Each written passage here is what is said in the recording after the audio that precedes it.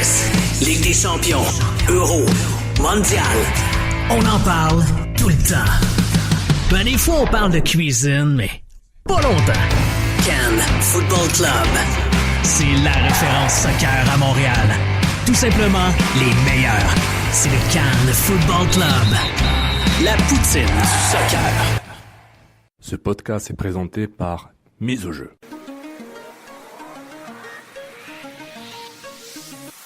Mise au jeu. Gages-tu? Ce podcast est présenté par la microbrasserie La Force du Malte, la bière du 12e joueur.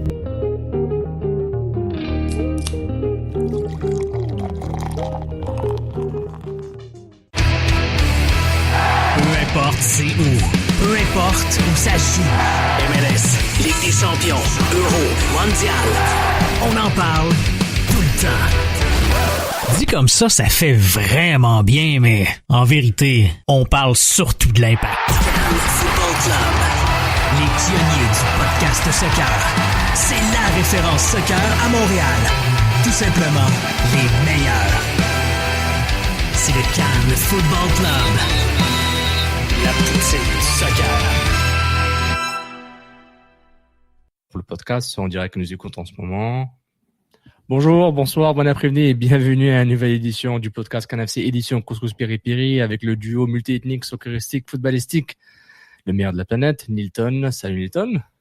Salut Sofiane, ça va? Salut, ça va très bien et moi c'est Sofiane, merci beaucoup d'être avec nous.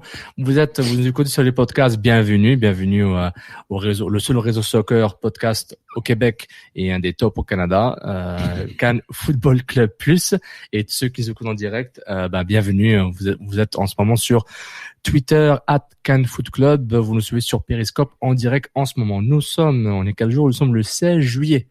Le 16 juillet, J+1 après la fin de la Coupe du Monde, la France est championne du monde, et J+2 après la victoire de l'Impact de Montréal face à San Jose sur un score de 2-0. Bienvenue. Nilton, comment ça va? Bon, ça va. C'est la première journée sans Coupe du Monde, hein. C'est moins le fun, les journées, pas de match à 10h, pas de match à midi, et tout ça. Wow. Pour les anthropologues et les archéologues dans le futur, ils vont avoir un pic d'efficacité qui va monter dès maintenant au travail. Donc, on est à moins 40%, à moins 70%, puis soudainement. Mais ça dépend. Il y a certaines nations que ça commence. En Allemagne, là, le pic a déjà atteint. Exactement. Au Canada, entre les rues Fulham, Mont-Royal, Jeanne-Mance, et Parc, l'efficacité est encore basse, ça dure encore une semaine. Mais je pense qu'encore, on a atteint un nouveau sommet au Québec, à Montréal. Tu sais, à chaque année, on voit un engouement là qui augmente. Là. Tu sais, peu importe c'est qui. Tu sais, beaucoup de personnes me demandaient si l'absence de l'Italie allait nuire un peu à visibilité. Non. Tu sais, oui là, pour le public montréalais, c'est un peu plate, mais tu sais, les Français sont devenus les nouveaux Italiens montréalais. Là, il y en a partout. Mais tu sais, on s'attache rapidement à d'autres nations, puis finalement, tu sais, il y a pas de Croates tant que ça à Montréal, puis il y avait beaucoup pro-Croates. Tu sais, on s'attache aux équipes, peu importe la nation. Tu sais, puis si jamais un jour ça arrive que on a la sélection canadienne, ça va être vraiment intéressant à suivre. Oh, j'espère que ça va bien se passer pour le Canada pour 2026, mais on attend encore que le Canada qui va bel et bien participer en tant que qualifié automatique en 2026. On attend que ce soit officiel. Normalement, ce l'est, mais on ne sait jamais. Donc voilà, bienvenue. Merci encore toujours à ceux qui nous supportent sur patreon.com. Donc patreon.com/Cannes Football Club. Donc vous pouvez nous supporter financièrement pour nous aider à se développer, que ce soit juste à payer du monde pour aider à faire du contenu, à acheter du matériel, audio, vidéo, à acheter du gear, à acheter des habiller nos gens avec du gear Cannes FC comme ce joli polo. Vous pouvez trouver sur tropotine.com. Juste faites un search dans le site web pour Cannes Football Club ou allez-y dans la collection Soccer Local. Évidemment, un grand merci à nos sponsors, la Forge du Malte, la microbrasserie basée à Trois-Rivières qui vend ses bières un peu partout au Québec et aussi à Montréal. J'ai une caisse de bière de Guy. Je l'ai pas encore distribuée aux gars et je l'ai pas encore goûté. Je vais d'abord la réfrigérer. Mais tiens loin de Alex. Tiens ça très loin. Non, mais Alex, c'est le client numéro 1. Tu sais, moi, il faut qu'il la teste. Puis il va dire qu'elle est très bonne parce qu'elle est très populaire. Donc voilà, merci encore à Guy, un ami de l'émission et tout le monde à la Forge du Malte. Donc, on est dans le vif du sujet. Nilton, l'Impact a gagné. Ouf! Et pas n'importe comment. Après une grosse défaite mercredi contre New York City FC 3-0, un petit réveil, une petite claque pour dire... C'est reality check, là. Ouais, on n'est pas dans le top 3, donc l'Impact n'est pas dans le top 3, donc c'est bon de savoir. Et, surprise, pas tout de suite. Peut-être pas cette année. Et ensuite, pour gagner à la maison samedi, 2-0 contre San Jose. Un effectif relativement... Il n'y a pas eu tant de rotation que ça. Une rotation, mais le gros core des joueurs étaient là durant les deux matchs. Tyder, Piatti, Bush, etc. C'était un match intéressant, mais je vais rappeler un peu le match rapidement. Les deux buts, le but gagnant de Saphir Tyder à la 8e minute sur une belle combinaison qui commence de Matteo Mancuso sur le côté gauche pour trouver Piatti, qui trouve Saphir Tyder sur un bon contrôle, pied gauche, plat du pied dans la surface. Et ensuite, Piatti sur une passe de Silva, qui est en fire, Silva, qui marque à la 74e minute. Et donc, pour vous rappeler rapidement les éléments partants du côté de San Jose, bon, on va pas faire semblant que le côté tous, mais on va les mettre quand même. Le gardien Tarbell, un 4-4-2, Salinas, Cummins, Jungwirth, Lima, Hika, Godoy, Whale, Hossein, et devant Kashevili, Wondolowski. Du côté de l'Impact, la formation qui ira jamais, le 4-3-3, Bush dans les buts, Duval, Camacho, Raitala, Lovitz, Camacho qui remplace Fanny, qui n'était pas sur la feuille de match, blessé ou juste mis hors de la feuille de match. Grosse grippe. Elle a une grippe, ok. J'avais pas vu ça les nouvelles quand je regardais le match. Kroliki, Piet, Tyder et Silva, Mancuso, Piatti. Clairement, Mancuso, c'est le titulaire jusqu'à meilleure nouvelle parce que Jackson Hamel n'est pas dans le coup, comme on l'avait vu contre New York City FC. Voilà, donc voici l'alignement partant, les alignements, voici on avait dit le score et les buteurs. Pour vous donner une idée, disons Petrasso est rentré à la 73e pour remplacer Duval. Duval s'est 67 blessé au genou peut-être ou à la cuisse. Ouais, c'était de l'autre côté. Là. Moi, j'étais situé à l'autre côté du terrain. Ouais. Je sais pas si il s'est bloqué. Il s'est bloqué les genoux, je pense. J'ai l'impression qu'à un moment il s'est arrêté. Il a arrêté de courir. Il a fait une passe du pied gauche puis il a dit stop. Donc voilà. Et puis le retour du Jason Vargas, le revenant, à la 70e minute, qui remplace Matteo Mancuso. Au niveau de stats intéressants de l'Impact, a quand même eu plus de possession de balle avec 52%. À peine, contre 48 du côté de San Jose.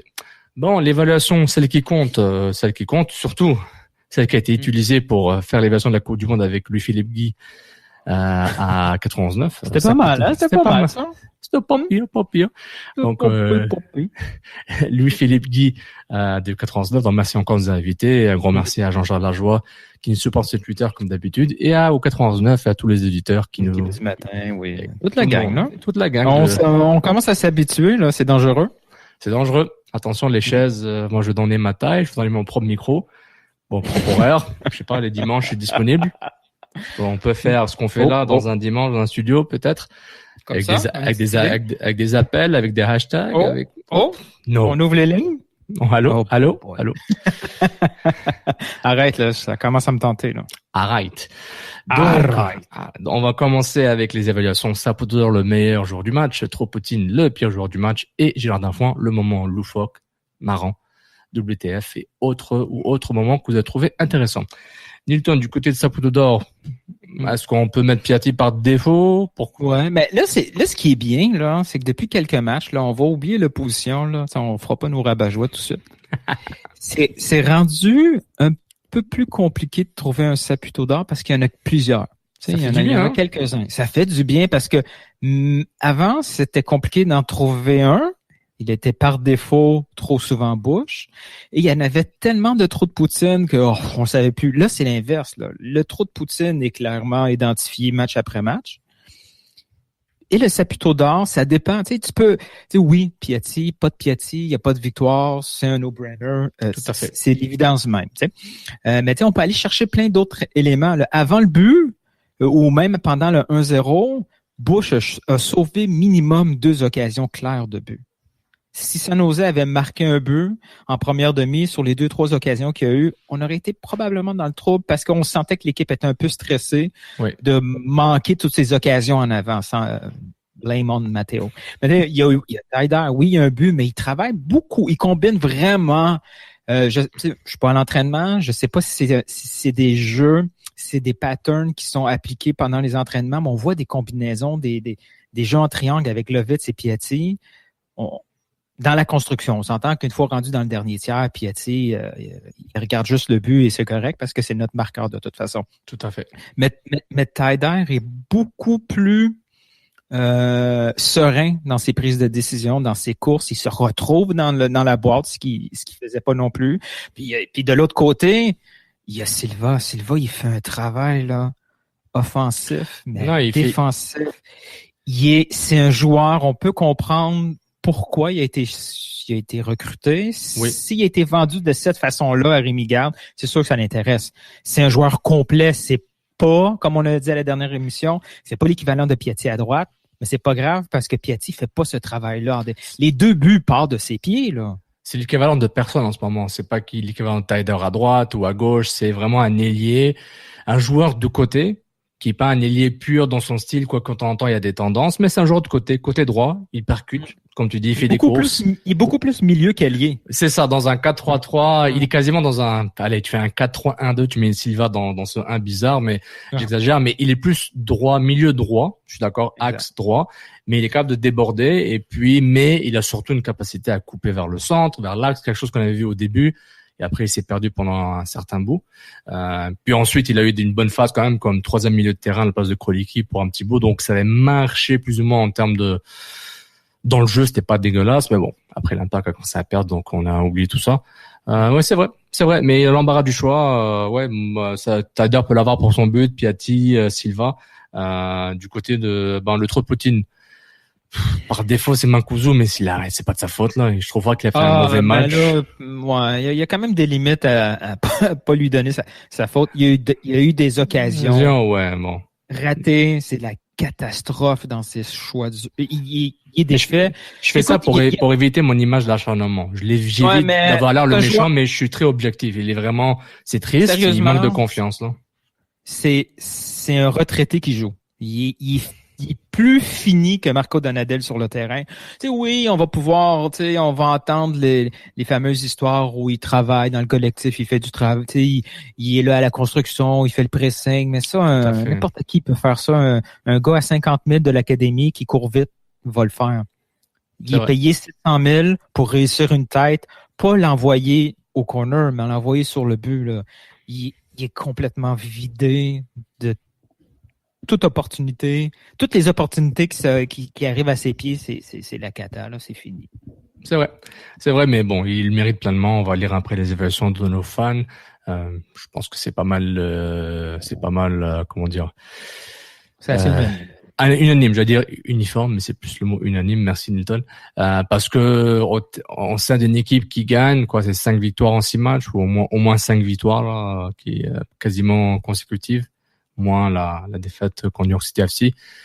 On voit la roue de trop qui est là, le poids un peu, on se dit, il travaille, on l'aime bien, les coéquipiers travaillent pour lui. Il fait quand même une belle construction côté gauche pour le premier but. Il est quasiment meilleur comme deuxième attaquant, là, s'il avait un attaquant de pointe avec lui. Mais voilà, il y a personne d'autre, hein. Il y a juste personne d'autre en ce moment. Jackson Hamel n'a pas pu prendre sa place. Parce qu'il est pas assez bon, parce que le coach l'aime pas, parce que le coach trouve qu'il travaille mal, parce qu'il est blessé souvent. On combine tout ça ensemble, puis ça résume un peu la moitié de saison de Jackson Hamel cette année. On savait que ces buts l'an dernier de Jackson Hamel, c'était un peu un feu de paille, mais bon. Un feu de paille dans le sens, on savait qu'il n'avait pas répété ça de façon aussi efficace, à marquer 8 buts en 5 tirs, là, ça se fait pas. On était content pour lui, parce que athlétiquement, physiquement, il a été très intéressant. En tout cas, on passe du côté de Gillard d'Infoin. On est tous d'accord, c'est le double changement de San Jose qui sort de Godoy, qui est énervé pour rentrer. J'oublie le nom de d'autres joueurs. Il rentre. Fatai Alash, et Fatai Alash ensuite sort à la mi-temps pour Jimmy Hartford. Donc c'était même le bizarre. sermon aussi à la fin du match là, il y a comme il a fait un get-together en plein milieu du terrain là, pour pouvoir parler à sa gang. Wondolowski a défendu son coach. Et il a été embauché, c'est cette saison ou l'année passée. C'est un Suédois, hein, c'est ça? C'est pas le coach de la Nouvelle-Zélande? Je confonds avec une autre équipe maintenant. Non, la Nouvelle-Zélande, non, c'est Colorado, ça. Ah oui, Colorado, excuse-moi. Lui, oui. Non, il vient de Haken, là, exact. Oui, suédois, Michael Starr, oui. Oui, exact. Oui, je confonds. Il a l'air un peu dépassé par peut-être lui aussi le niveau de professionnalisme de son club. Là. Faire un changement comme ça 10 minutes plus tard, c'est qu'il va envoyer un message à tout le monde. C'est dangereux, là, tu sais. Godoy, c'est quand même un c'est un international. Il était à la Coupe du Monde, non, avec le Panama, il y a pas très longtemps. Ouais. Il était, c'était un titulaire, mais c'est bizarre. Non, c'est bizarre. C'était un peu vraiment Gélard d'Enfant. Et puis, bon, à Montréal, on s'en fout. On a d'autres choses à fouetter. Oh, et puis il y a San Jose probablement aussi. Il s'en fout. Il n'y a pas un journaliste là-bas qui va poser des questions. Donc, il peut faire ce qu'il veut avec son club. Là, ça va être une question. Non, mais sérieusement, Rémi Garde fait ça en plein. Il y a une tonne de questions. Puis, le hashtag IMFC est en feu. Là, il peut se permettre. Là, tout à fait. Ça va durer une semaine. On l'a invité à tous les plateaux de 99. On passe là-bas de 9 à 5, on bouge pas. Qu'est-ce qui se passe? À toutes les sauces. Ouais, mais c'est compliqué. Il y a le stationnement autour de la station et c'est pas évident. C'est très difficile. Très difficile. Le plateau. Écoute, c'est des problèmes de riches. Tout à fait. First world problems. Bon, du côté des fans, Mathieu Proulx at Hard Rock Proulx, son sapoteau d'or, Piatti ou les 2-1 d'avant-match. Tropoutine Manco sous. Gélard d'Enfant. L'arbitre qui aurait dû se donner une jaune pour le plaquer sur Piette. Ah, c'était beau, ça! Ouais, c'était bien, c'était bien. Bien joué. Imagine, je blesse. Charles Marchand, c'est at Marchand Charles. Son sapot d'or Silva, solide autant en attaque qu'en défense. Bon, son spécial à Taider et Piatti. Tropoutine, Mancuso, majuscule avec 4 points d'exclamation. Non, 5. 5, c'est important. Et Gélard d'Enfant, le joueur des Quakes qui sont en première mi-temps. Il reste 4 mois à endurer, Mathéo, maximum. C'est difficile, hein. Ou pas. Gélard d'Enfant, le joueur des Quakes qui sort en première mi-temps sans redescendant, juste pour faire différent du solide plaqué de l'arbitre. Geneviève Borgia at Borgia G6, Saputo d'or Piatti, le grand Piatti. Tropoutine, Mancuso encore, Gélard d'Enfant. L'arbitre qui plaque Piatti solidement, c'est une tendance. Une amie de l'émission, Stephrad, at Stephrad 11, Piatti, c'est comme c'est magnifique de le voir jouer. Tropoutine, Godoy, Gélard d'Enfant, j'hésite entre la corde à linge de l'arbitre envers Piatti ou l'ensemble de l'œuvre de Star. Donc, merci encore à Maximus, Taider solide, Saputo d'or, Tropoutine, Mancuso. Je vais le porter à l'aéroport gratos. Je propose que la moitié au prochain match soit payée, soit pour payer son billet. Donc, Cela dit, petite histoire personnelle, j'ai été très, très stressé au moitié-moitié. J'avais les 3 derniers numéros. J'avais complètement oublié de voir les autres numéros. J'étais prêt à être debout. Puis, heureusement, mon partenaire de billet de saison a dit, assis-toi, t'as les 3 derniers, mais pas le reste. Ah. Et t'auras payé le billet d'avion, la moitié, pour envoyer Mancuso en Italie. Ouais, facile. Gélard d'Enfant, collision, Rafiat. Merci, MK Simus. Merci à tout le monde des Real Mart, Patrick Nfedak, Michael Forcier, Dr. Foot, Mathieu Machibouzouk, Anne Steph, NK Galagon et tout le monde qui a participé sur les évaluations sur les internets. Et bien sûr, n'oubliez pas de vous remplir le formulaire qu'on va diffuser sur le Cannes Foot Club et aussi sur le compte de Sid at Solamby, SOLMBY. Sinon, on va les retweeter, moi, Nilton et tous les autres du Cannes FC. Pour remplir le formulaire, mettez vos notes, vos évaluations et comme ça, on fait la compilation avec un joli graphique pour bien analyser ce qui se passe à travers la saison. Bon, Nilton, juste un petit rappel avant les questions. Le classement, c'est important. Maintenant, le classement est devenu quelque chose qu'on regarde depuis un mois. Exact. L'Impact est 6e, synonyme de qualification au Serie MLS. En ce moment, ils vont rencontrer New England si la saison s'arrête maintenant. 6e avec 27 points, 9 victoires, 12 défaites et 0 match nul. Je pense que c'est la seule équipe en MLS qui a pas de match nul. C'est ça, Minnesota est derrière avec seulement un match nul. À travers la ligue, 26 buts pour 35 contre, moins 9. Donc déjà, le différence de but commence à baisser, surtout parce que à force de bien jouer défensivement et les blanchissages multiples qui arrivent, ça aide beaucoup la moyenne de l'Impact. Donc bravo. À la maison, l'Impact, 7 victoires, 3 défaites, 0 match nul. À l'extérieur, 2 victoires, 9 défaites, 0 match nul. Donc la tendance est qu'on peut appeler le Saputo d'or, on peut le rappeler que c'est la forteresse Saputo. Ça va faire du bien au stade parce que un stade qui est pas nécessairement rempli. Je pense qu'on a posé quelques questions par rapport à ça. Hein. Mais la forteresse Saputo tient à la maison sur l'ère Rémi-Garde, du moins depuis le mois de juin approximativement. Bon, on y va avec les questions du public, le plus important. Donc, merci encore à tous ceux qui nous posent des questions. #CCPP. Vous avez qu'à suivre Nilton George, puis il va vous répondre, il va vous demander quoi, qui, quoi, comment. Et vous pouvez poser vos questions. Si vous nous écoutez live aussi sur le Périscope, j'ai toujours un petit œil sur la boîte de conversation. Donc, vous pouvez à tout moment poser des questions sur Périscope et je vais essayer de les voir. Un vrai expert sur Twitter. Pour ceux qui nous écoutent seulement sur le podcast, vous pouvez suivre, revoir le live sur Periscope ou juste nous écouter. Puis, on va vous entendre les questions. Vous pouvez participer aux prochaine émission en laissant vos questions après le prochain match de l'Impact. Puis, le Periscope ne remplace pas non plus le podcast. C'est toujours disponible très souvent dès le lendemain matin, comme dans la version originale en podcast. Exactement. Pour vos trajets au travail ou pour vous désennuyer du travail. Tout à fait. Il y a ça aussi. Bon, first question. Number 1. Miroy Meroy, bref, je ne sais pas de quelle façon qu'on le dirait. Une petite question sur Jackson Hamel, il y en a quelques-unes. Sur Jackson Hamel, il nous demande match décevant à New York City, à quel point on blâme le contexte, c'est-à-dire pas joué depuis longtemps, un gros club en face, petit terrain. À quel point on dit que Garde a peut-être une bonne raison de le laisser sur le banc. Bon, on peut juste parler du match. Hein, on peut pas parler du choix.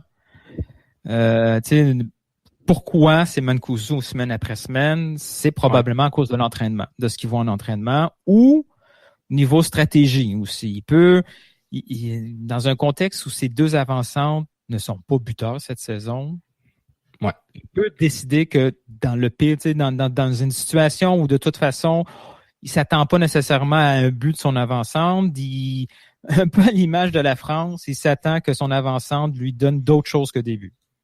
Ouais. Parce que le vrai attaquant de cette équipe, c'est Piatti. Ça l'a tout le temps été, sauf quand Divock Drogba était là.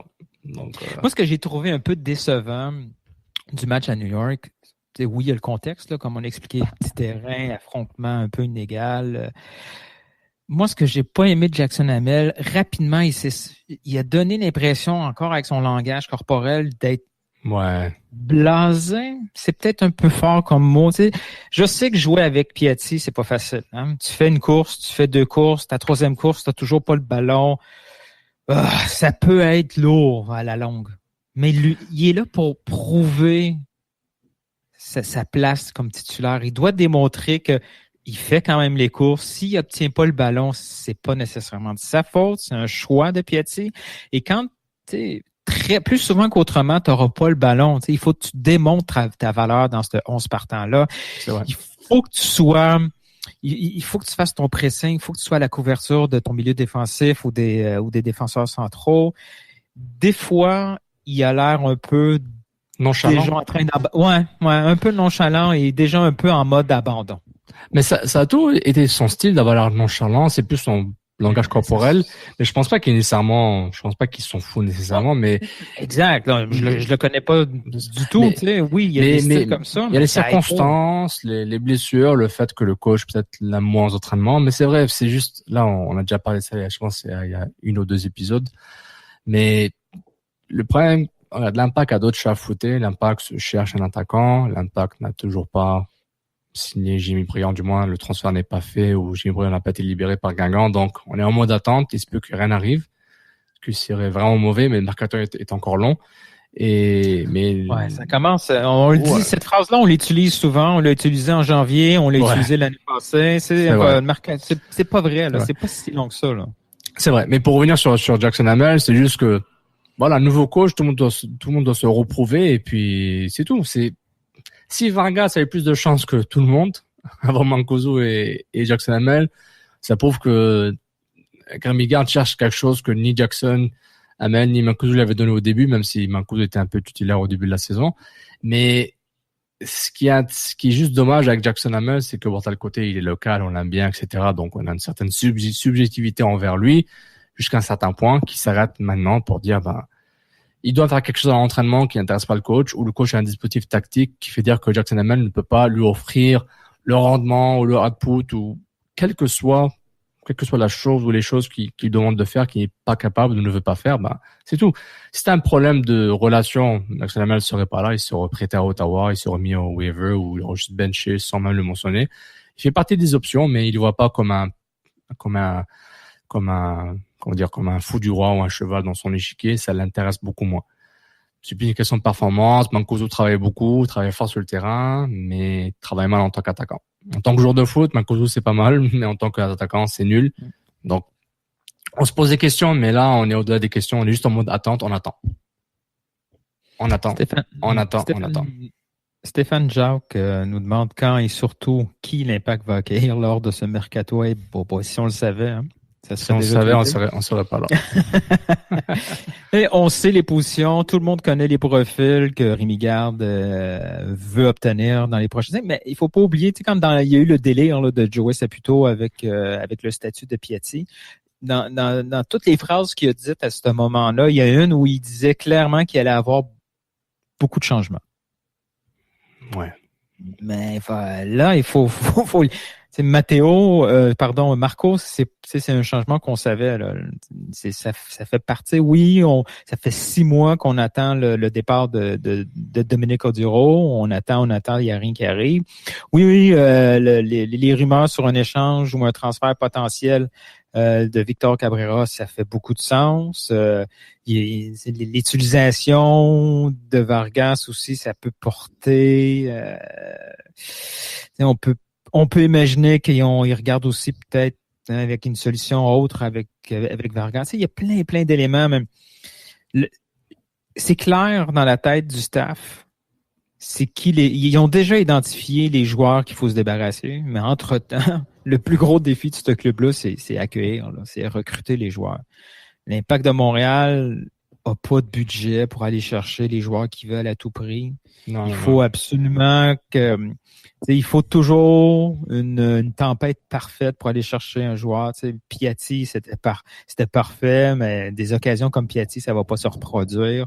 Divayo, c'est la même chose. Dès qu'il trouve, Jimmy Briand, c'est pas un grand ténor du foot, là. Ça devrait être un recrutement assez facile à faire. Et en plus, pourtant, en termes de buzz, Jimmy Briand ne devrait pas générer trop de buzz pour ça. C'est un joueur. C'est pas le but non plus. C'est ça, c'est un bon joueur de foot qui fait le travail. Par son expérience. On espère que ça marche à Montréal parce qu'il n'y a aucune garantie qu'il marche, que ça fit avec la ligue, avec le club. On ne sait jamais. Mais l'anticipation commence à être un peu tannant. C'est comme quelque chose d'être tannant et quelque chose d'être très frustrant. Par rapport à un club qui a besoin de renfort, qui veut se renforcer, mais comme tu as dit, ils vont pas payer pour les transferts. Ils l'ont fait. Ils vont pas payer pour les transferts pour certains joueurs, alors que pour d'autres choix beaucoup plus douteux et beaucoup plus louches, le club décide de payer un certain montant, alors que c'est une perte d'argent. Et le salaire aussi, on s'avère que c'est catastrophique, mais pour certains joueurs, on le savait à l'avance. Mais honnêtement, en termes de mercato, là, on attend. On attend.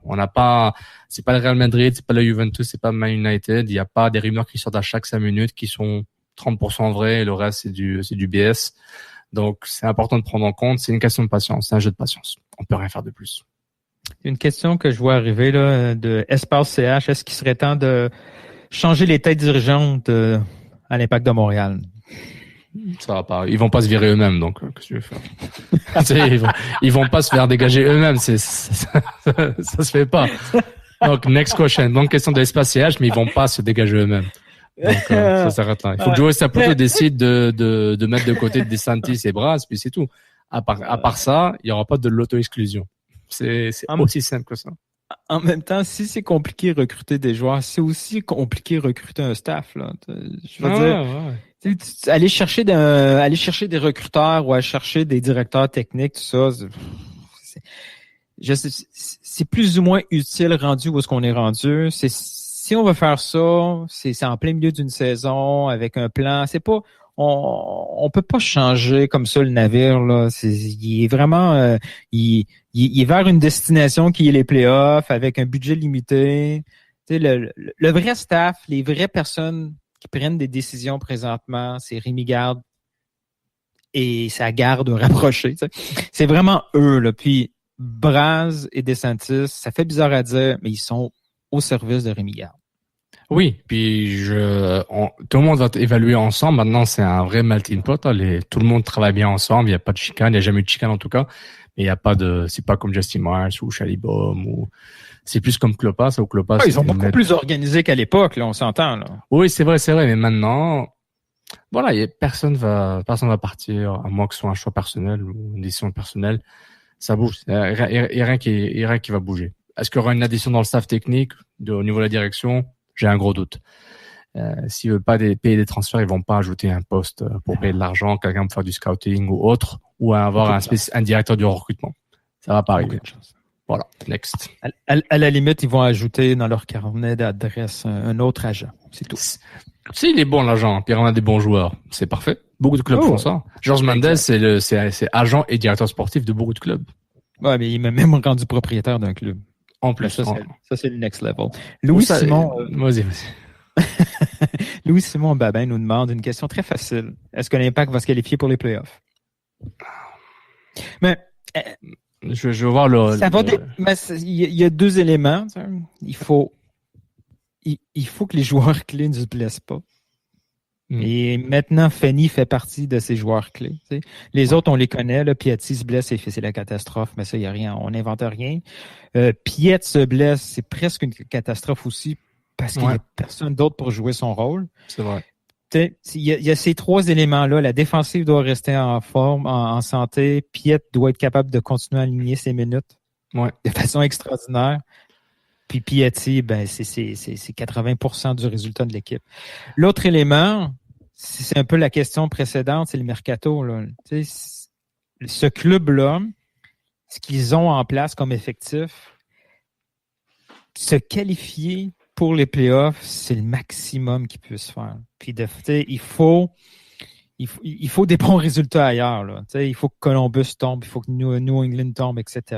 Parce que les équipes autour avec qui on se bat auront un meilleur effectif que Montréal. Selon moi. Oui, mais Orlando, je fais plus confiance. L'Union, je pense qu'ils ont fini leur recrutement. Ils vont pas trop prendre cet été, mais on verra. Eux, ils sont en mode je sais pas trop ce qu'ils font Philadelphie, mais c'est tout le temps moyen.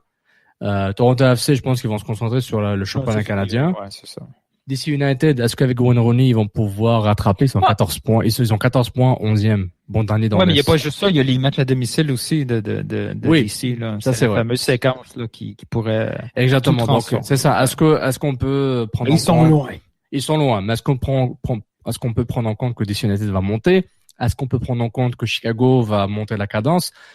L'Impact va se battre pour la 6e ou 5e place, a priori. Et comme tu as dit, mis à part Columbus qui crache et les Red Bulls peut-être. Donc, c'est faisable. Le no playoff n'est peut-être plus valide en ce moment parce que exact, parce que être absolument certain que cette équipe-là ne fait pas les playoffs, c'est impossible. Ouais.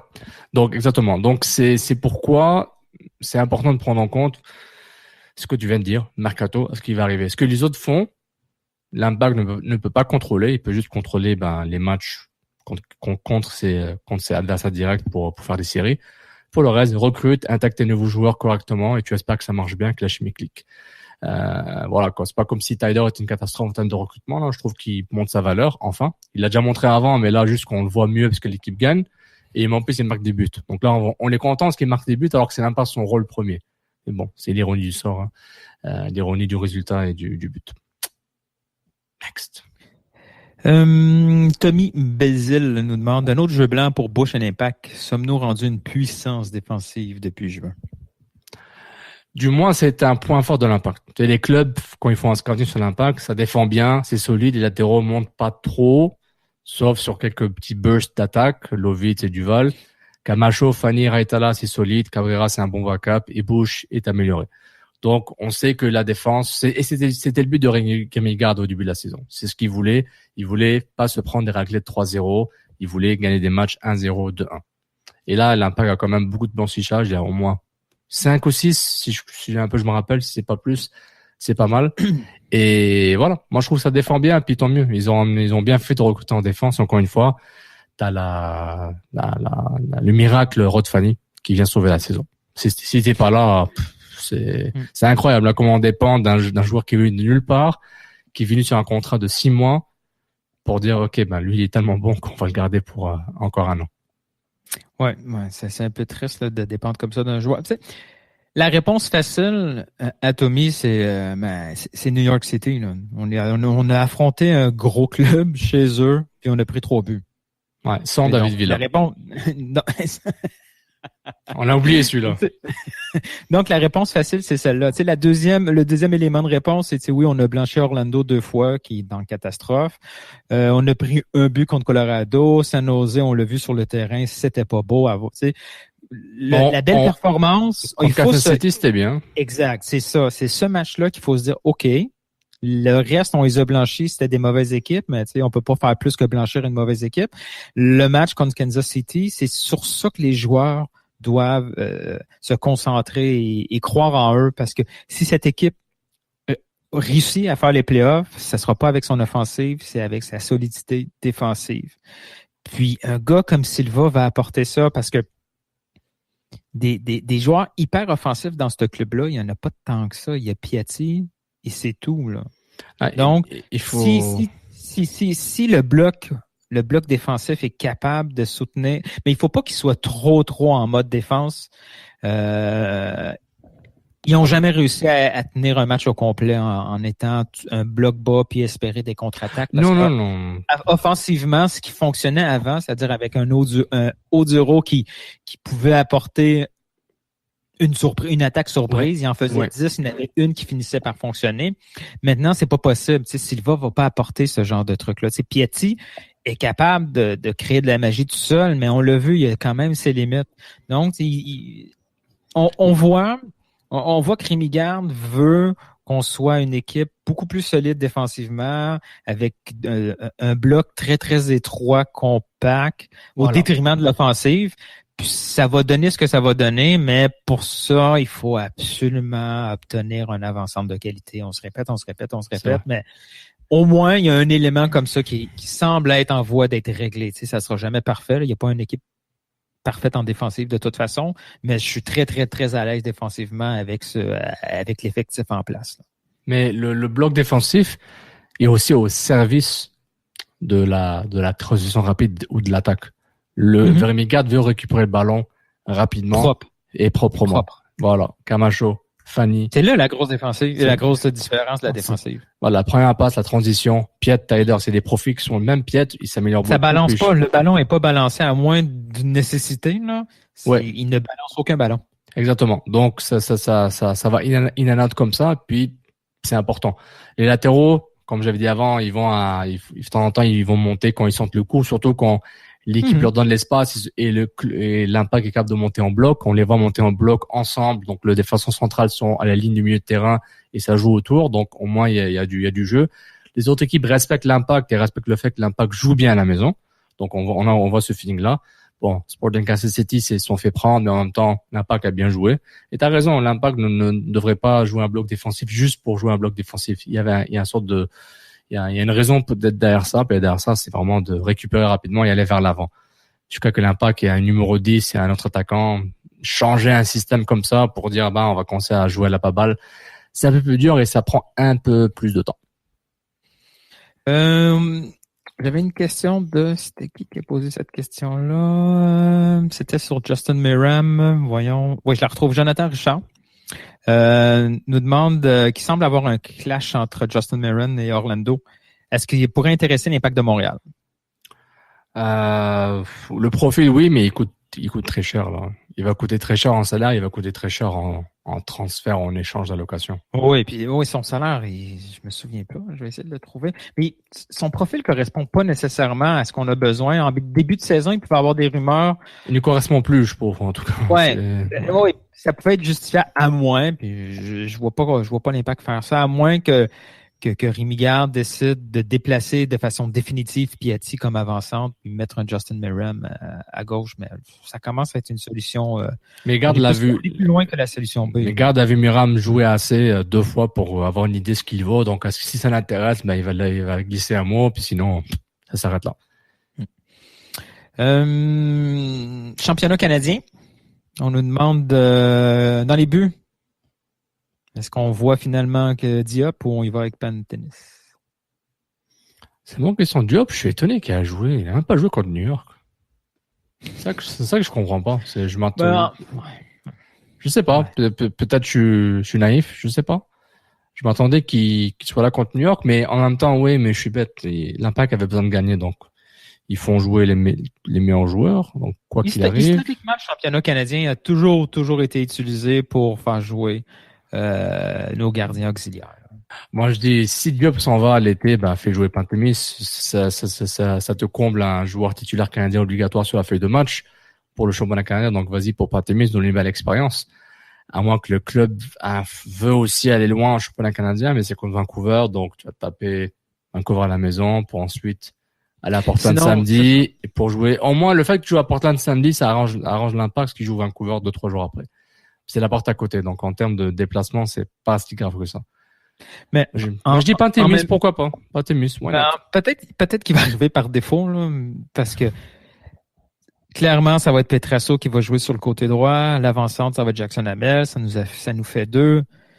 J'imagine. Peut-être. Ouais, avec Cham, j'avais oublié. À la maison, je pense qu'ils vont faire jouer la moitié, ça des bons titulaires. Là, j'ai l'impression. Je pense qu'ils vont aller avec Piatti, ils vont aller avec Tyler, ils vont aller avec Piat. Je sais pas. Vargas va jouer. J'ai aucune idée de la priorité pour Immigrant face à ce championnat canadien. J'ai des doutes que ça soit très très haut dans sa priorité, même si les discours, c'est pas dans les discours d'après entraînement qu'on va avoir un élément de réponse là. Tu sais, tout le monde dit qu'on essaye de donner des minutes, mais vraiment pas convaincu. Non, c'est vrai. Mais honnêtement, on est convaincu de rien cette saison. On fait juste attendre. Littéralement, tout ce qu'on peut faire, c'est match par match. On attend. Puis ce qui est important, c'est les 3 points Newton. Il y a que les 3 points qui comptent en ce moment, mais on est en mode d'attente. C'est un peu ennuyant comme saison. Mais même si Marcato est intéressant, je trouve qu'on est juste genre... On a tellement perdu de temps avec une pré-saison catastrophique par rapport aux attentes qu'on a envers un club qui était prêt pour un renouveau. On se dit, on a du retard à rattraper à chaque fois. Donc, c'est un peu lourd. Bon, désolé pour la réponse déprimante.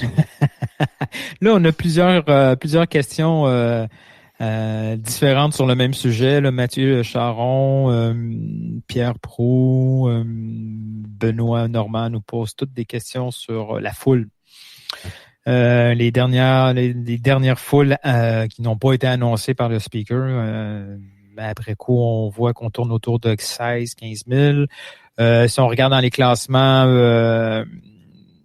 des foules dans la MLS, on se retrouve souvent dans les 2-3 derniers au niveau spectateur.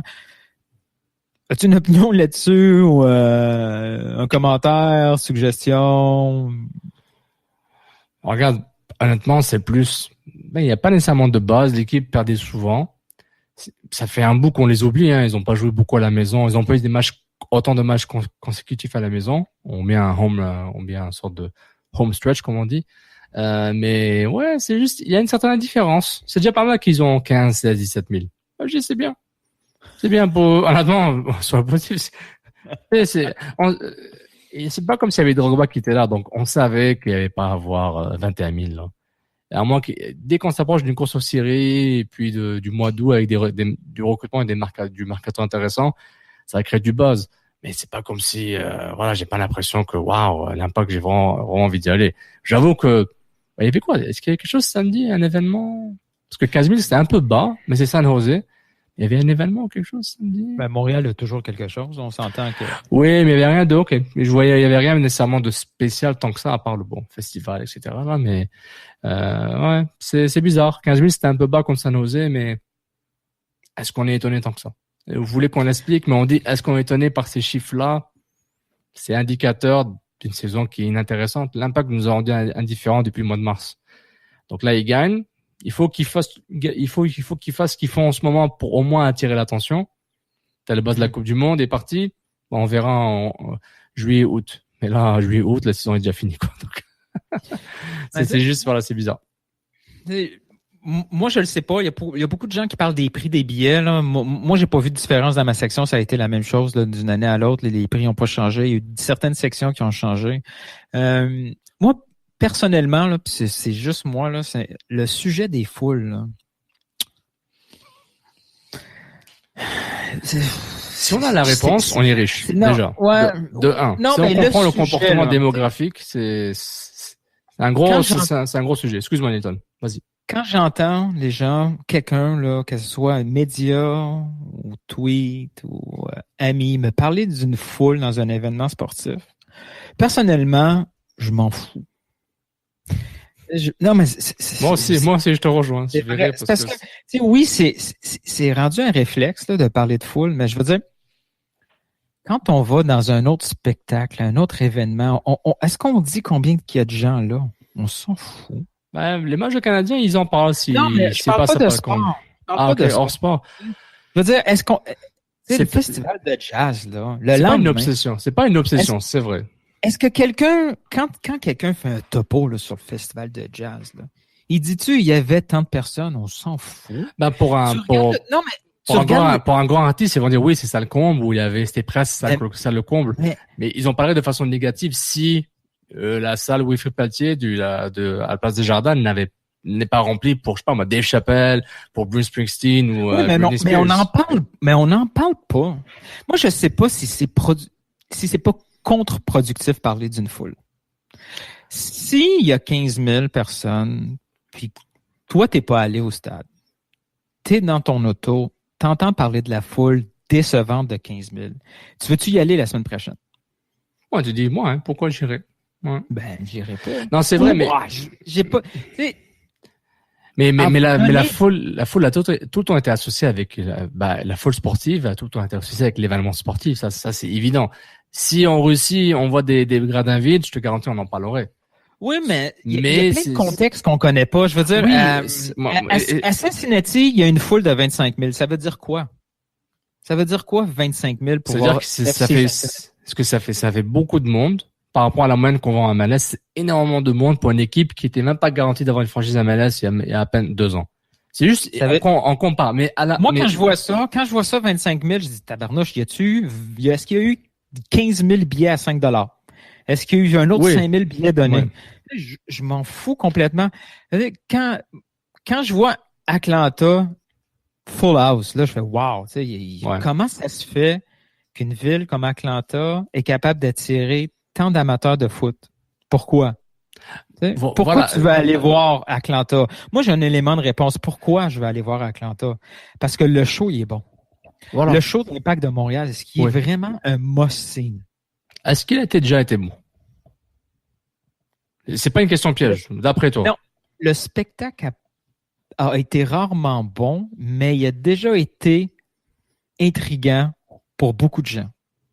Donc, c'est l'épisode de Drogba. Si on enlève la Ligue des Champions CONCACAF, on focus sur Drogba. On est d'accord que le base Drogba et les 2 runs de série a fait que la première run et Drogba, ça a déjà préparé pour la saison 2016, pardon. Et la grosse run, finale de conférence, etc., a donné du base médiatique et même duré durant l'entre-saison. Mais c'est 2017, ça n'a pas suivi automatiquement. La vente de billets de saison a augmenté, mais on n'est pas passé à 12 000 billets de saison vendus. Donc, il y a un travail de vente. Mais moi, ce que je te rejoins sur la question de la foule. Moi, on me dit la foule. OK, il y a 12 000, il y a 17 000, il y a 21 000. OK, ça le compte, c'est bien. Moi, ce que je suis plus intéressé, c'est pourquoi, comment on peut l'expliquer ou pas l'expliquer. Et justement, si les gens font juste dire, regardez, il y a 15 000, c'est pas bon, puis le débat s'arrête là, OK, on va l'oublier, puis c'est fini. Ça va dans l'éther et ça se disparaît dans l'éther, puis on n'en parle plus. Et ça, je trouve que c'est important de aller dans le fond du sujet. Moi, j'ai pas un degré en géographie, géolocalisation démographique, socio-économique d'un quartier ou d'une ville. Mais si l'Impact gagnait des matchs, puis il y avait des joueurs, 1 ou 2 joueurs qu'on connaissait un peu à l'international, il y aurait plus de gens. Tu ramènes Ben Arfa, mais les Français vont venir. Pas tant que ça, mais ils vont venir. Tu ramènes, je sais pas, bon, Taider, c'est international algérien, mais c'est pas lui qui va attirer beaucoup d'Algériens. Puis honnêtement, je sais pas s'il est algérien ici, que ce soit d'origine algérienne ou même des immigrés, ils vont venir parce qu'il y a une star algérienne. Mais ça existe pas tant que ça, des stars qui peuvent attirer des, c'est un mythe. C'est un mythe. Et Drogba a donné, on a eu le sommet avec Drogba. Drogba, c'était le top du top. Tu veux pas avoir mieux que ça. À part avoir Cristiano Ronaldo maintenant là. Je vois pas un autre joueur qui aurait attiré autant de gens qui ne s'appellent pas Didier Drogba. Parce que Drogba, c'était le package parfait. Médiatique, politique, socio-économique, c'est compliqué c'était le package parfait. Il n'existe pas. Même Eto'o, c'est pas Drogba. Dans le sens, Eto'o est énorme. Mais ce que Drogba avait comme histoire, comme challenge, comme ce qui l'attire. Il y a même les gars de Victor Magazine, Action de Camara, qui sont partis le voir à Phoenix faire une histoire sur lui, pour parler de victoire. Tu sais, il y a, Drogba est attirant. Il y a quelque chose, un aimant international. Là où il va, on l'écoute. Là où il va, on s'arrête pour lui parler. Puis on veut l'entendre parler. On veut le voir jouer. Il est parti à Phoenix. Il est pas parti ailleurs. Il est pas parti à Seattle. Il est pas parti en Europe pour faire un club. Et il a un plan spécifique. Et c'est pourquoi, désolé si je diverge un peu sur la question de la foule, mais je fais un peu de reverse engineering. C'est pour dire, OK, si t'as 15 000 et Drogba n'est pas là, sois pas étonné. C'est déjà pas mal qu'il y ait 15 000 pour une équipe qui perd tout le temps. Mais l'Impact, c'est un événement d'été comme d'autres en ce moment. C'est du bouche à oreille. Le stade, il est beau. Tu peux manger et boire pas trop cher, ou tu vas pas claquer $50 pour manger. T'as un parking à $12 à côté, sans Pierre Charbonneau. T'es content, ou l'Arena, je sais plus c'est quoi qui est à côté, là, mais, du stade. Et c'est un spectacle parmi d'autres. Hochelaga, c'est pas trop loin du centre-ville. T'as le métro, t'as une voiture, c'est correct, c'est pas trop dégueulasse. Il y a moins de construction cet été dans ce coin-là, entre guillemets. Voilà, mais maintenant, moi, ça m'intéresse pas. Juste, les gens disent, il y a moins de gens. Après, ça s'arrête là. Pourquoi en parler? Si tu continues pas la réflexion, tant qu'on n'a pas, je sais pas moi, on peut parler à un expert, on peut faire un truc avec un expert pour un peu expliquer ce qui se passe autour de l'Impact. Mais c'est clair que la corrélation entre les activités médias sociaux qu'on voit autour du hashtag MFC et ce qui se passe au stade, c'est assez différent. Je pense même pas que c'est la même foule. Et on parle beaucoup de marketing dans la vision un peu ancienne de marketing, de publicité, tout ça. C'est un peu la pensée magique qu'en rajoutant des panneaux puis sur les autobus, les autoroutes, les abribus, qu'on va avoir des gens qui vont. C'est la vieille façon de vendre des chars. Là. C'est pas ça. Là. Si les gens viennent pas, c'est pas vrai que la ville de Montréal sait qu'il existe un club à Montréal. L'amateur de soccer, l'Européen, l'Africain, il sait qu'il existe une équipe à Montréal. On n'a pas besoin de l'annoncer. S'il veut venir à Montréal, il sait comment s'y prendre. C'est d'autres choses. Là. Voilà, l'Impact de Montréal n'est pas un secret. C'est pas un secret caché. C'est pas le Sphinx. Il n'y a pas un code à donner. On sait qu'ils sont là. On sait où vous êtes. Dépenser $250,000 dans une campagne publicitaire, c'est probablement dépenser tout l'argent, c'est la mettre à la poubelle. Il y a pratiquement aucun billet qui va être acheté à cause de ça. Il y a d'autres choses. Il y a des éléments plus fondamentaux, plus ancrés. Pourquoi la rue Saint-Denis est bloquée par tant de Français qui aiment voir du foot mais qui viennent pas au stade. C'est là qu'il faut se poser cette question-là. C'est impossible à plaire à un public si diversifié. À Montréal, l'Algérien va pas aimer la même chose que l'Européen. Là. Non. Il faut arrêter d'essayer d'aller plaire à des tranches de population. Il faut essayer de plaire à l'amateur de foot montréalais, comprendre pourquoi le gars qui écoute la Premier League samedi matin, il vient pas samedi soir voir le club. Est-ce que c'est une mauvaise utilisation des joueurs, une mauvaise façon de s'afficher de la visibilité? C'est-tu un plan qui n'arrête pas de changer année après année, que ce soit dans l'exécution ou les personnes? Moi, de l'extérieur, c'est toujours difficile de l'extérieur de juger, mais de l'extérieur, j'ai l'impression qu'on parle aux mauvaises personnes. Le message qui est envoyé s'adresse à des personnes qui, de toute façon, ont peu de chances de venir. Mais l'impact est quand même relativement fort dans les médias sociaux. Facebook, ça pousse beaucoup. Je vois beaucoup de leurs pubs qui me rentrent dans la tête, qui rentrent dans mon feed. Je vois les interactions. Il y a du monde. Je pense que ces gens-là sont vendus, mais pas tous. Je reviens sur un point que tu avais dit par rapport à ceux l'amateur de foot montréalais. Je me demande jusqu'à quel point l'impact est présent ou pense être présent à travers les gens qui pratiquent le sport. Je parle pas des AAA et des semi-pros. Je parle juste des gens qui jouent au futsal, à Laval, au Soccer 5, à d'autres initiatives. Je suis curieux de voir. Parce qu'en plus, c'est que là, ils ont tout un nouveau public qui s'appelle le public e-sport FIFA avec l'ISNTL. Je me demande jusqu'à quel point ils sont capables de identifier ces gens de e-sport Montréal, ces joueurs de FIFA, cette communauté, est-ce que c'est des gens? Est-ce que ces gens, joueurs FIFA, jouent aussi au foot? Est-ce que les joueurs de foot jouent aussi à FIFA? Est-ce que le football à 5, futsal, c'est compatible avec ce que l'Impact peut chercher en termes de clientèle? Il y a tout ça. Puis, et juste le fait que, disons qu'il y a une moyenne de 16 000, 17 000 durant la saison. OK? On oublie le stade olympique. On a 17 000. Les billets de saison sont à combien? Ils sont encore à 10 000? 9 500? 10 000? 11 000? Pourquoi l'Impact n'est pas encore à 15 000? C'est ça la question. Ce qui te manque, c'est l'Impact serait beaucoup moins stressé s'il pouvait avoir un 12, 13, 14 000 de billets de saison. Comme ça, le revenu est déjà garanti pendant 1 an ou 2. Et surtout, ils sont pas chers, les billets de saison. Il y a des gars, je parlais à des gens qui m'ont tuté, qui m'ont parlé en personne au stade. Leurs billets, là, tu sais, la section en face de la galerie de presse, juste opposé de toi, là. L'opposé de toi. Je pense qu'il me disait avec les billets de saison, ça coûtait genre $25 par match ou $30 par match maximum. Puis, tu sais, en plus, ils font ça par des paiements, puis c'est vraiment pas cher. Oh, ouais. Et c'est vraiment pas cher. C'est pas cher en termes d'aller avoir un événement sportif régulièrement. Maintenant, qu'est-ce que vaut ce $30, $40 par match pour aller voir une équipe MLS contre une autre équipe MLS? Ça, c'est une autre couche d'analyse socio-économique. Mais, à la fin, moi, la conclusion à laquelle on va arriver, il y avait l'avant Drogba, il y avait le pendant Drogba, puis là, on est dans l'après Drogba.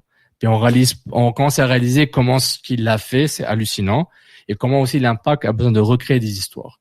La réalité contre Toronto, elle est où?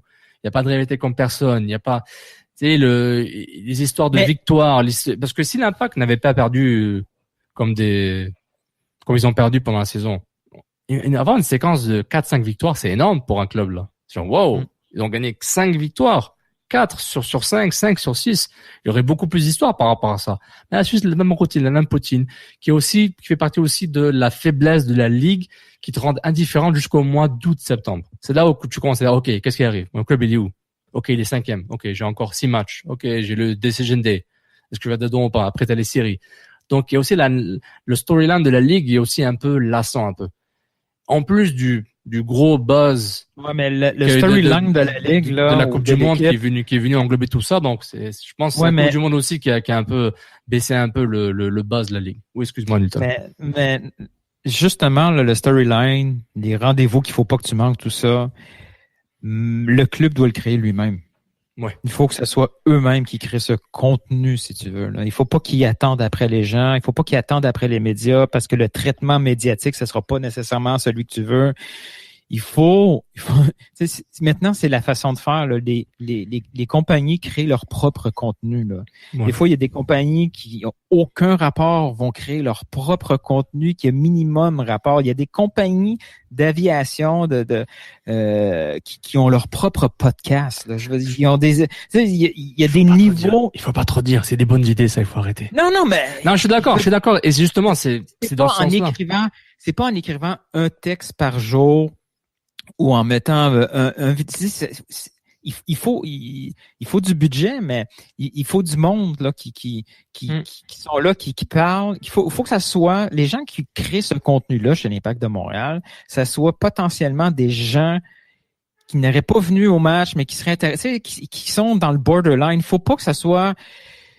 J'ai l'impression que des fois l'Impact de Montréal sont tellement convaincus que les gens vont venir que ce qu'ils créent comme contenu c'est pas assez appealing. Là. Il y a des histoires qui sont manquées. Tu sais, je veux dire, un gars comme Piatti, il est mal utilisé. Il veut pas être utilisé. Je comprends. Ouais. Mais tu peux l'utiliser sans qu'il sache, là, dans le fond. Tu peux créer du contenu sur Nacho Piatti sans que ça soit Nacho. Tu peux te dire, Nacho, t'aimes pas ça, là? T'aimes pas ça Instagram, là? Je sais, c'est pas un truc, là, qui t'allume bien gros, puis ta présence sur Twitter, c'est minimum. Mais gars, on va s'en occuper. Parce que Ronaldo, là, c'est pas lui qui tweet, hein? C'est pas lui qui fait ses Instagram. Il vaut mieux pas. Hein? c'est pas, mais t'as un gars avec un potentiel marketing énorme. Il parle français. Tu peux lui faire écrire en français, ça va être correct. Tout le monde va comprendre que c'est pas Nacho, mais que c'est en accord avec Nacho. Oui. l'Impact de Montréal pourrait en faire une superbe vedette à Montréal parce que des vedettes francophones sportives, il n'y en a pas présentement. Ouais, puis là, je pense que c'est un peu trop tard pour, je pense que c'est trop tard pour Piatti. Mais il est jamais trop tard. Il est jamais trop tard, mon ami. Non, mais c'est vrai, mais il est jamais. Regarde, Piet fait son propre marketing sur les médias sociaux. Ouais. Il vend le club à lui tout seul. Il faut utiliser ces gars. Mais il vend aussi sa marque. Piet, il s'occupe de sa marque, marketing. Il veut avoir des sponsors personnels. Il veut faire son argent aussi. C'est normal. Mais il faut que les deux se retrouvent, là. Ça, c'est clair. Regarde mon exemple à moi, là. Je vais utiliser mon propre exemple. L'Impact de Montréal, il y a, je sais pas, 7-8 ans, j'étais un peu indifférent, très snob autour de ce club. Wow. Avec les préjugés qu'on avait, j'y allais pas, ça m'intéressait pas parce que c'était une ligue, selon moi, trop faible pour mes yeux. J'étais con, mais c'est pas grave. C'était plus jeune aussi. Pas tant. J'ai voulu m'intéresser à ce club-là. Hey, c'était compliqué, hein? La MLS arrive. Oh, il va y avoir un peu plus de contenu. J'ai essayé de m'intéresser à ce club-là. Il y en avait un peu plus de contenu, il y avait un peu plus de couverture, mais c'est compliqué. Là, j'en voulais encore plus. C'était compliqué à obtenir encore plus. Tu sais, moi-même, il a fallu que je crée moi-même, que je sois à la recherche de contenu pour ce club-là, en fouillant partout. Tu sais, pourquoi tout d'un coup, je me suis retrouvé avec 3000 followers? Parce que je comble un besoin. C'est vrai. Pourquoi tu penses que ce qu'on fait souvent marche correctement? Ça comble un besoin. Et on a peut-être 10% du contenu disponible à donner aux gens. Puis les gens le prennent. Là. Je suis toujours super étonné par, entre guillemets, mon succès parce que je me dis, je dis pas grand-chose. Là. Je donne des informations qui se retrouvent un peu ailleurs. Je le transforme un peu. J'ai un ton différent. Mais l'Impact de Montréal là, a un potentiel de contenu immense. Il pourrait faire des trucs tellement intéressant. Tu sais, je suis pas quelqu'un de marketing, je suis pas quelqu'un qui est à l'affût de toutes les dernières tendances. Tu pourrais tellement, le potentiel de ce club-là là, et des joueurs est tellement gros que l'insuccès, si on veut, des guichets, ça m'étonne vraiment beaucoup. Si on continue à parler des foules, puis là, ça fait 15 minutes, probablement 20 minutes qu'on parle de ça, si on continue à parler de façon négative des foules, je vous le dis, là, ça va avoir un impact à long terme encore plus négatif. Les gens vont se dire, j'irai pas, anyway, il y a tout le temps des billets dans, tu sais, le stade est pas plein, j'ai pas besoin d'acheter des billets. Continuez à dire qu'il y a 12 000, 13 000, 14 000, les billets, le nombre de spectateurs va baisser. Déjà, là, on faut avertir tout le monde, il y aura pas beaucoup de monde mercredi, OK? Il y a encore moins que 15 000. Tout le monde le sait, pas besoin de le dire, c'est pas important. Il faut qu'on parle du club, de ce qui se passe, en bien ou en mal, faire en sorte que ceux qui y vont pas se disent « Oh merde, j'ai raté un rendez-vous. » Ouais, c'est tout. Mais l'Impact profite quand même de ces moments. Quand t'es pas au match, et puis il y a des bons moments, ils font un peu des teases, puis ils font un peu du trolling, entre guillemets, gentil. Mais non, c'est vrai, honnêtement. On peut pas dire à personne de ne pas parler des petites foules. C'est à eux de choisir. Et je pense pas que les médias en parlent beaucoup parce que les deux grands médias qui en parlent de l'Impact, c'est eux qui, à part l'ADS, parce qu'ils ont pas l'ADS, l'Impact. Ouais, ils ont leur podcast. Oui, le podcast, mais à la télé. Non, mais le podcast, mais à la télé. Et il y a le bulletin, il y a Friolet, c'est vrai. Puis Éric Leblanc et puis Gélina, je pense. Oui, il y a du contenu. Il y a du contenu. Souvent l'entraînement. Donc j'ai pas l'impression que même que ce soit TVA Sport, Bell Media avec TSN 690 et RDS qui sont en train de dire les foules sont nulles. Quand tu cherches du contenu, à la limite tu t'en rends même pas compte d'où ça vient. Regarde là, RDS produit des contenus probablement de façon quotidienne. Tu es un grand consommateur de l'Impact de Montréal et tu cherches d'où ça vient. Oui. Non, pas nécessairement. Je l'ai. Non, j'ai le contenu, je suis ce contenu, puis c'est tout. Je ne vais pas poser 15 000 questions d'où ça vient. Je m'intéresse. Ok, c'est RDS. Ok, ils font leur job. Merci, au revoir. TVA Sport, merci, au revoir. En tout cas, mais pour les foules, honnêtement, un vaste sujet. Ça me mais là, ils ont jamais remplacé le poste là de Hugues Léger, non? VP marketing là. Avant. En tout cas, il y a une seule fois où ils ont annoncé en grande pompe les 4 VP là. Depuis, c'est assez secret. Puis à la limite, c'est pas de nos affaires. Là, on s'en fout. Moi, ce qui m'intéresse, c'est le rendu. Qui le fait? Ben ça, c'est le problème de Joey. Tout à fait. Bon. Oh God. Il y a encore beaucoup de questions. Et puis, le pire, c'est que je viens de voir que Mathéo Marquez nous a posé une question sur Vargas. Je t'appose, c'est toi qui réponds, parce que sinon, on va encore m'attaquer. T'as raison. Est-ce qu'on prend? Si vous étiez Braz ou Nick DeSantis, prêteriez-vous Vargas pour avoir un spot international disponible au Mercato? S'ils sont désespérés pour un spot, oui, ils n'ont pas le choix de prêter un joueur. Est-ce que ça va être Vargas? C'est le candidat c'est le joueur le plus simple à bouger, dans le sens Mancuso, il est lourd à bouger en termes de salaire. Vargas, c'est des contacts en Chili, est-ce que tu peux le rapatrier pour 6 mois? Oui, mais en même temps, Gard semble beaucoup aimer Vargas. Donc, dès qu'il est pas blessé, il joue. Que ce soit titulaire ou il rentre. Donc, à un moment, j'ai dit, il l'aime assez, il aime son profil pour dire j'ai besoin de lui. Pour les podcasts, Nilton a reculé de son micro, il a commencé à rire. Avec aussi des larmes de joie et de tristesse en même temps. Et de fatigue. Nous sommes dimanche, 8h45 PM. Je pense qu'on va conclure dans pas longtemps. Mais, sur Vargas, voilà, quoi. S'ils sont pas capables d'acheter des places internationales, échange Vargas, mais je vois pas la valeur ajoutée de l'échanger. C'est pas comme si t'es un joueur qui est là pour, on a payé cher pour jouer. Peu importe, là, tout le monde connaît mon opinion sur Vargas, là. Je vais essayer d'être le plus neutre possible. Mm-hmm. Vargas a coûté plusieurs millions. 2, 3. Facile, oui. US. Faut faire attention, avec cet actif-là. Il faut pas s'organiser pour qu'à la fin de la saison, sa valeur soit de 0. Non, c'est vrai. Et puis, faut absolument faire attention. C'est quoi les options? On sait pas trop qui acheter Vargas, hein. À l'époque, c'était le FC Montréal. FC Montréal, Bologne, peut-être, Donc, il reste quoi comme solution? Si ça a été acheté par Bologne, on repasse par Bologne et on essaye de le valoriser là-bas en Italie avec un prêt en série B ou ailleurs. Ouais.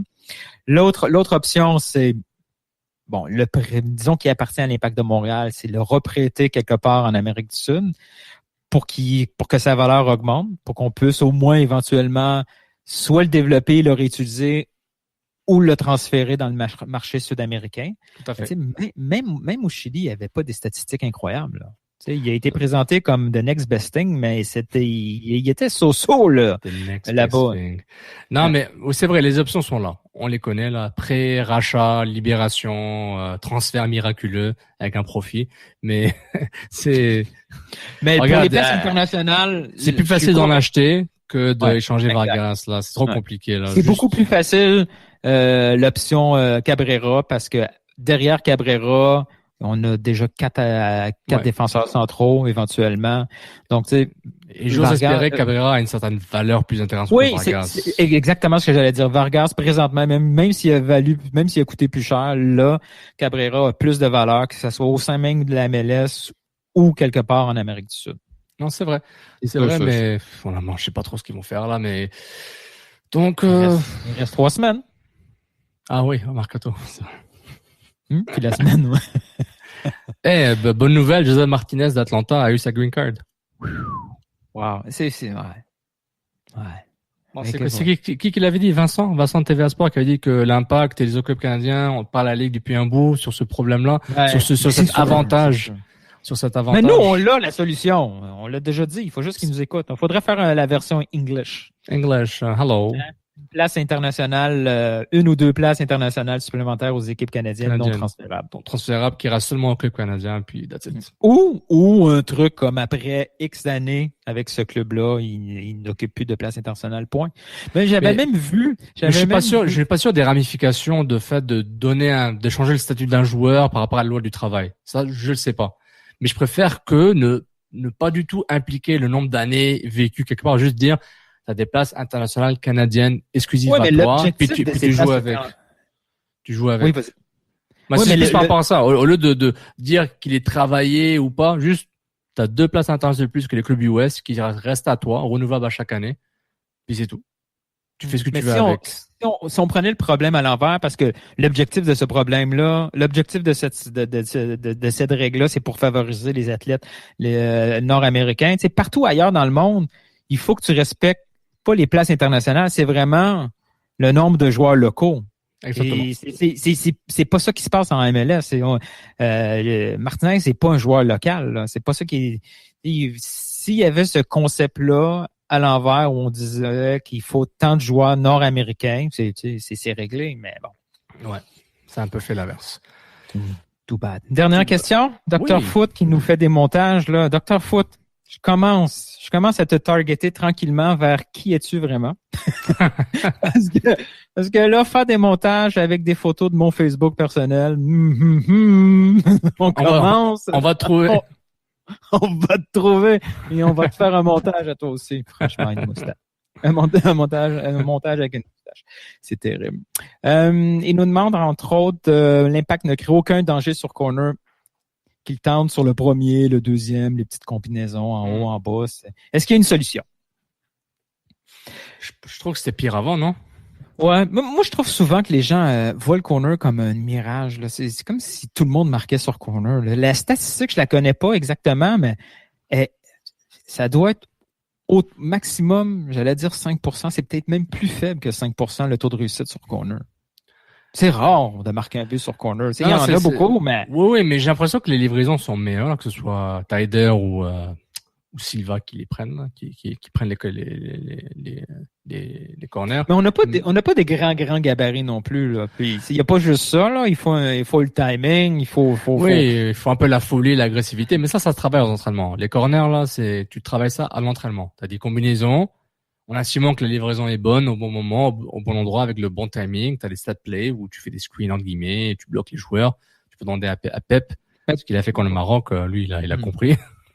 Ouais. Mais il y a un peu de tricherie dans la boîte. Donc c'est ça. Mais maintenant, en plus, avec l'arbitre qui voit tout et le VAR, tirer le maillot, c'est très dur maintenant.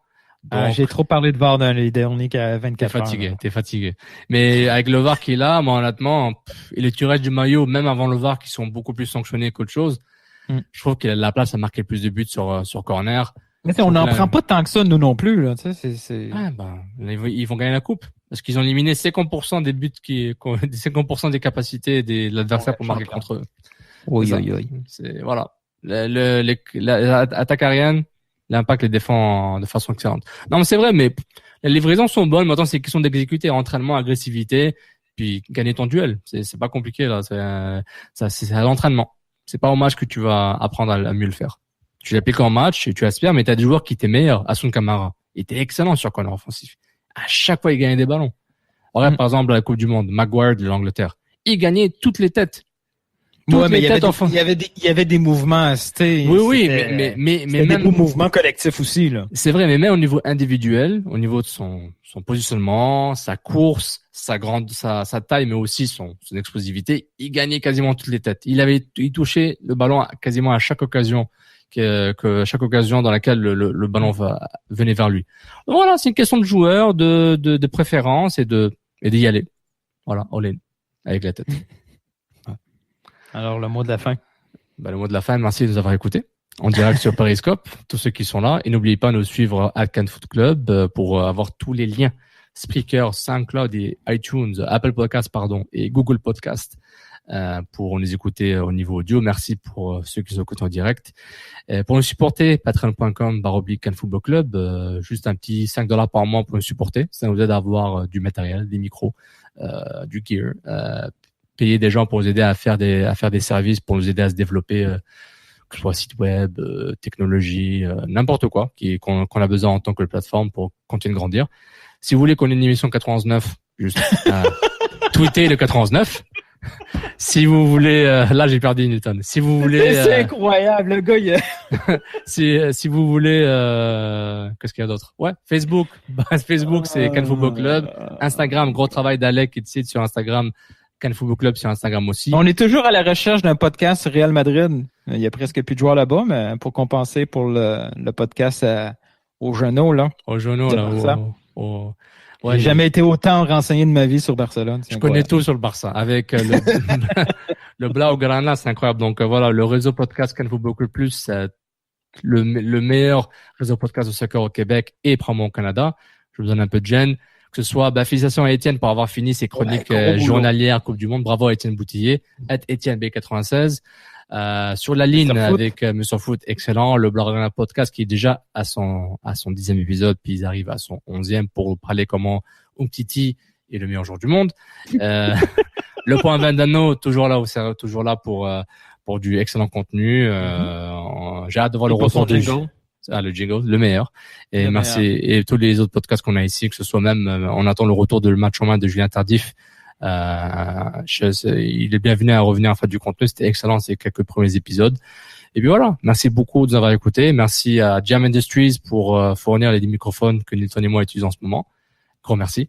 Merci à la Forge du Malte de nous supporter en ce moment et notre partenaire pour l'année et probablement pour un contrat long terme. On va négocier sur ça. Non, c'est déjà négocié. On est déjà avec eux pour plus d'une année. Donc voilà. Merci tout le monde. Merci Nilton. Quand Ben Arfa va signer, on fait une émission live? Live direct de nos téléphones. C'est la plus grande outro que j'ai faite, donc j'arrête tout de suite. Merci tout le monde. Bonne soirée, bon dimanche, puis on se voit sur les réseaux sociaux et sur le podcast. T'es pas rentré travailler aujourd'hui, toi? Bon lundi, pardon. Je suis fatigué. Bon lundi, merci tout le monde. J'avais dit qu'on enregistre le dimanche, donc merci encore. À la prochaine, puis bonne semaine tout le monde. Ciao. Ciao tout le monde.